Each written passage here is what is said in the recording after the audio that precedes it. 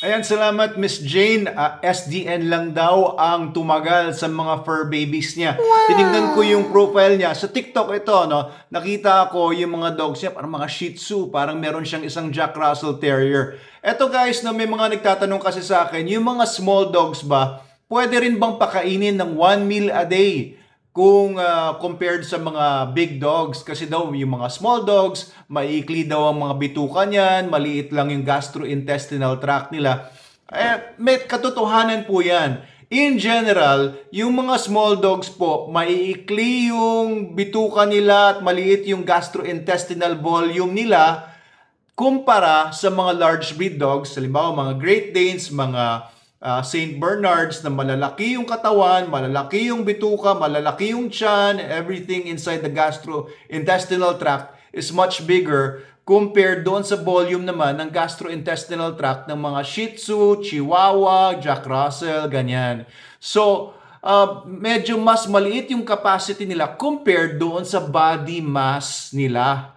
Diba? So, mas maliit yung ratio ng GIT tract ng smaller dogs versus their body mass kesa sa body mass and GIT ratio noong sa mga large dogs. Basta ganon. Basta kaya maraming nagsasabi na yung 1 meal a day mas angkop lang daw yan sa mga large breed dogs.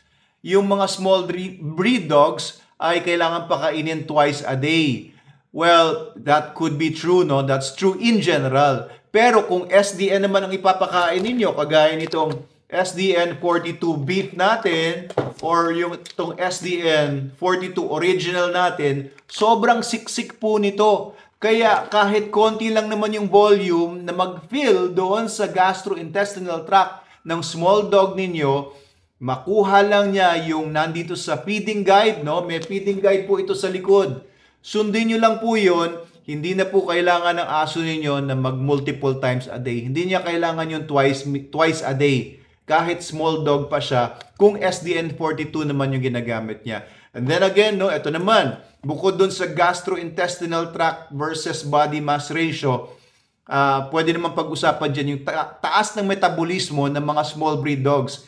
Ito guys, in general, no, alam niyo ba na yung mga small dogs, kagaya ng mga Shih Tzus, Chihuahuas, etc., miniature pinschers, mga iba pang mga small dogs, Pomeranians, etc., mas mataas ang metabolismo ng mga yan kumpara sa mga large breed dogs. Kita nyo yung mga Saint Bernards nga, mga Mastiff, mas gusto nila nakahiga na lang, Cane Corso, mga Alabay, higa lang sila ng higa. Ang baba ng metabolismo niyan. Kaya konti lang talaga yung pakain sa kanila, no? Kagaya nga ni Sol, although may bursts of energy si Sol, minsan hindi siya mapakali yung Cane Corso ko.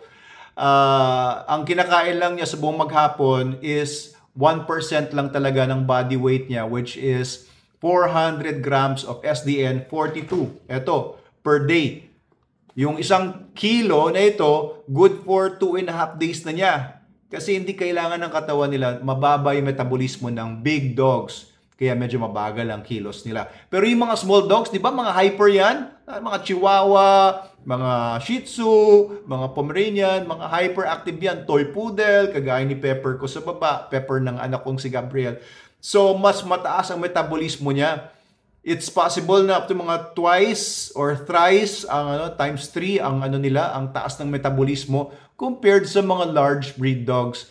Kaya kung nagpapakain tayo ng 1% ng body weight ng SDN 42, yun yung daily requirement niya for SDN 42, ay pwede niyong taasan kung ang dog ninyo ay small breed. So halimbawa, kung yung dog ninyo ay 10 kilograms lang, imbes na 100 grams ang ipapakain nyo sa kanya everyday, pwede nyo gawing 150 grams, 200 grams, up to 300 grams. Kasi ang taas ng metabolismo niya. Ibig sabihin niya, mas mataas yung requirement nila for energy. Okay, so yun yung pagkakaiba po ng mga small breed dogs and large breed dogs, but they will all thrive sa SDN. Sobrang maganda po ito for small dogs, big dogs, lahat ng ages, lahat ng breeds, lahat ng sizes. Pero meron kasing mga gusto ng mura lang per kilo, kaya nag-develop po tayo ng ibang variant like SDN28, SDN21, ito yung SDN21 natin, or ito meron din tayo nitong Milo and Friends dog food na SDN18 talaga ito. Okay, mas mura to per kilo, pero SDN42 talaga yung go-to ninyo kung anumang breed yan, kung anumang size or age or weight, SDN42. Alright, so yun po yung sagot ko. Thank you, Miss Jane, sa tiwala ninyo sa SDN. And sana hindi lang tumagal ang sa SDN ng mga dogs nyo hanggang ngayon, kundi forever hanggang tumanda na sila at maging healthy talaga sila. Alam nyo yung mga dogs na mga konti lang, SDN lang ang kinakain, mas hindi sila kailangang magpunta sa veterinarians kasi mas bihira silang magkasakit dahil matitibay ang katawan talaga nila. Mag-SDN42 na po kayo. Mag-message po kayo sa amin. Tutulungan namin kayo makahanap ng SDN42 or SDN kahit anong variants na pinakamalapit sa inyo.